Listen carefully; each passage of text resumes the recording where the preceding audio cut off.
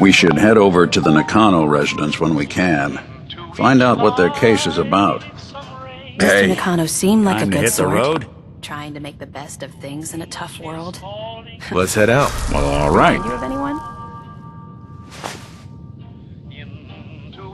Ellie? Good luck with the case. Hey. I'll see what I can do. Nick. Hey, let me ask you something. Sure, ask away. It's just, with everything that's happened with you and your family, it's a whole hell of a lot to process. I wanted to make sure you're holding up all right.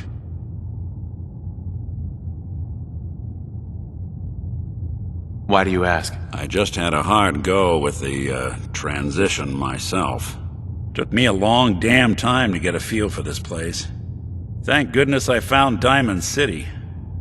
It's got its flaws, sure, but it beats the hell out of anywhere else in the Commonwealth. Of course, when I took up there back when, people were just as scared of the Institute as they are now.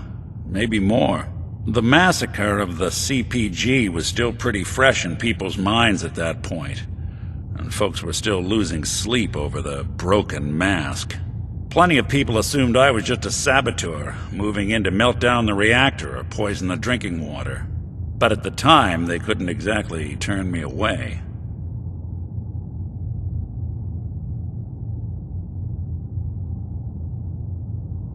Massacre of the CPG? What's that? The Commonwealth Provisional Government. Years back, a group of settlements tried to get together and form a coalition. Every settlement with even a hint of clout sent representatives to try and hash out an agreement. Only the Institute sent a representative of their own, a synth. The man killed every rep at the talks. The Commonwealth Provisional Government was over before it even got off the ground. I took up in town not long after. I was damn lucky they didn't just tell me to scram right then and there. Broken mask? This was long before I'd moved to town, but apparently some gentleman type shows up in Diamond-siti, heads down to Power Noodles. Guess he didn't like the food because he pulled his pistol and opened fire on the folks enjoying theirs. When security finally put enough holes in him to drop him, they say he was full of servos and sprockets, just like yours truly. Seems he malfunctioned, went berserk. It was the first time people realized that synths had stopped looking like me and started looking like them. Considering what these folks went through, I felt real lucky they let me in the front gate at all.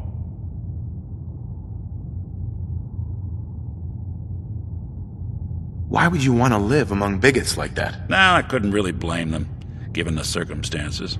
But folks sure started turning the other cheek when I showed up with the mayor's daughter. Gal of about 15. Pride and joy of the mayor back then. Man by the name of Henry Roberts. The young Miss Roberts decided she'd run off with some caravan hand she'd, known for an evening. Turns out the guy was part of a gang of kidnappers. I didn't even know who I was rescuing, just stumbled on a crying girl and 4 toughs. I took her home and the mayor dubbed me a hero, offered me a place in town. Lots of folks protested, said I was a spy, but he wouldn't have it. Taking up in the city was tricky at first, but I never tried to hide what I was, and people seemed to warm to that.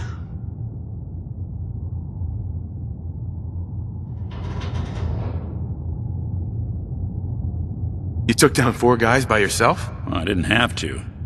Back then, synths were even more of an unknown quantity than they are today.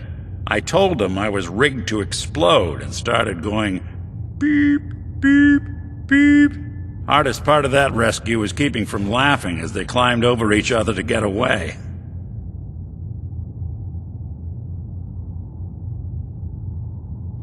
You're not a spy, right? Testing, hello, Institute, can you hear me? Hell if I know. If I am, the Institute's plan to gather intel on all the runaways of the Commonwealth has been going off without a hitch. Was it hard settling in? Well, they sure didn't make it easy. I started off doing the jobs no one else wanted.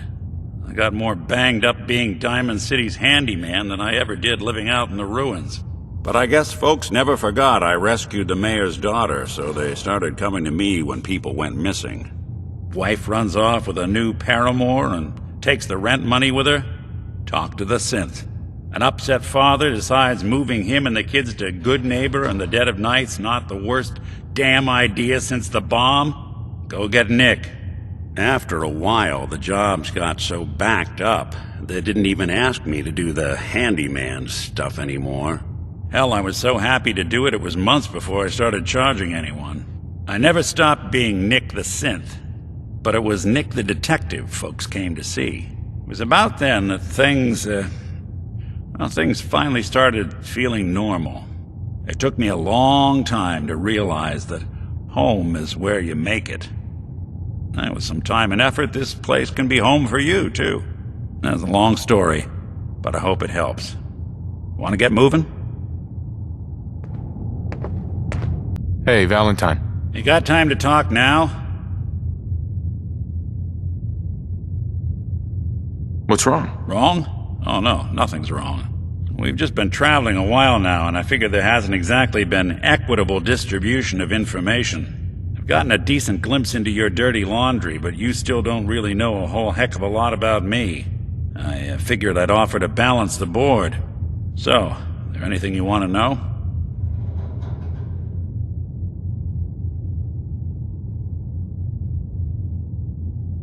What's with the outfit? After I started the agency, it just seemed like the sort of thing a detective ought to wear. I got some old memories, pre-war, faded to all heck of guys dressed like this, doing what I do. Putting on the hat and trench coat, I figured it'd let folks know I was serious about the whole thing. Clothes make the man and all that. Guess I felt they made me the man I wanted to be.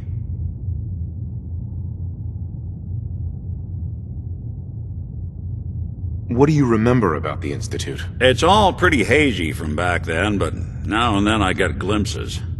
Life inside the Institute, they keep you isolated. A single test chamber was my whole world for years, and someone was always watching. Then one day you wake up on the other side, and that's it. They've cut you loose. Welcome to the brave new world, with such people in it. So who are you, Nick? That's a question I've been trying to figure out myself for a long damn time. I know I'm a synth, authentic Institute handiwork, but I'm still mechanical, not bioengineered like the fancy synths giving everyone the willies these days. I get tune-ups now instead of checkups. My memories, my personality, they're all lifted from some cop who volunteered for an experiment back before the war. They scanned his brain and copied it onto the hardware that runs between my ears. Don't know why they chose to make a robot based on some pre-war cop instead of a math genius or a bioengineer. Hey, maybe that's why the Institute tossed me in the garbage instead of turning me into one of their people snatchers.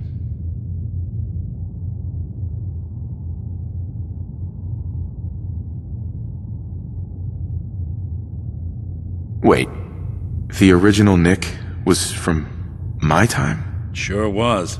Which meant when I finally ended up out here, it was quite the rude awakening. I remember waking up one day in a garbage heap, a body in tatters and a head full of memories belonging to a man who'd been dead for 200 years.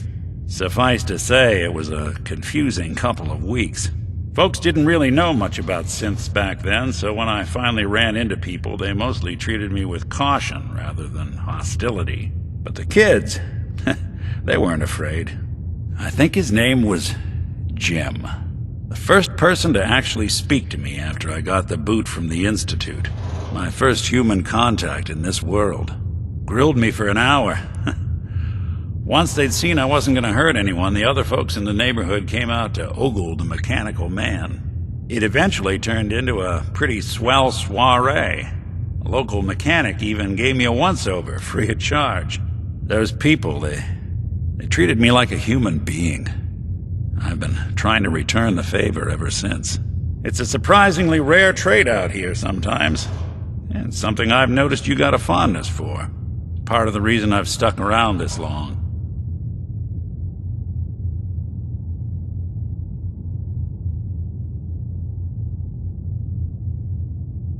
Where's that town? We should go visit. I tried to go back and say thanks once I'd gotten myself established, but the place was wiped off the map. Raiders. Don't know what happened to the people.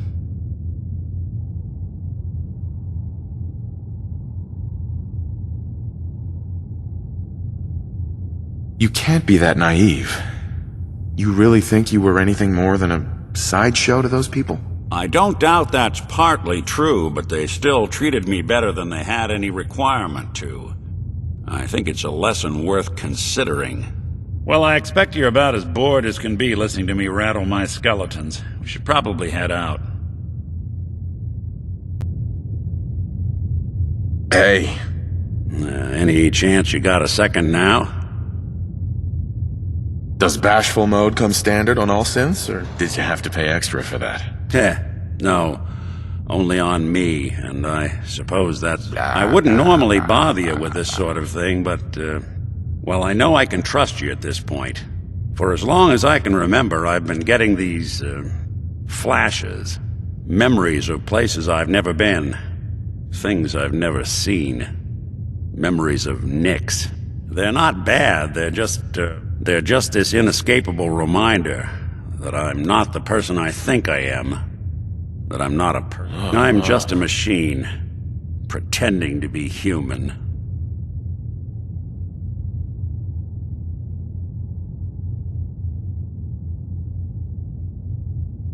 Someone your age should be happy to have any memories at all, let alone a spare set.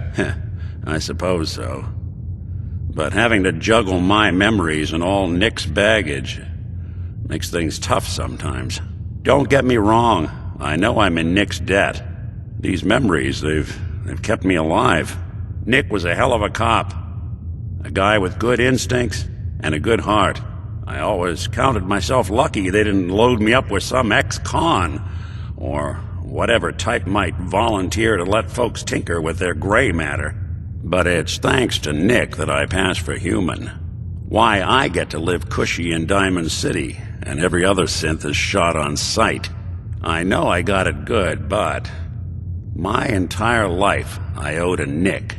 Everything that makes me who I am. My judgment, my speech, hell, even my name. They're his. And I can't do a damn thing about it, because without them I'm nothing. A shell. All I want is a life where I have something I can call my own.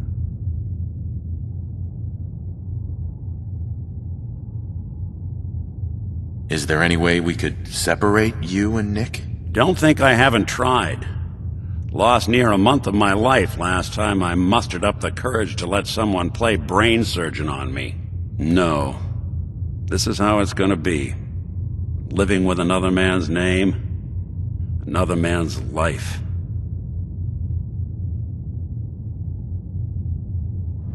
We could give you a new name. Would that help? Ah, I got it. Crumblebot. 3000.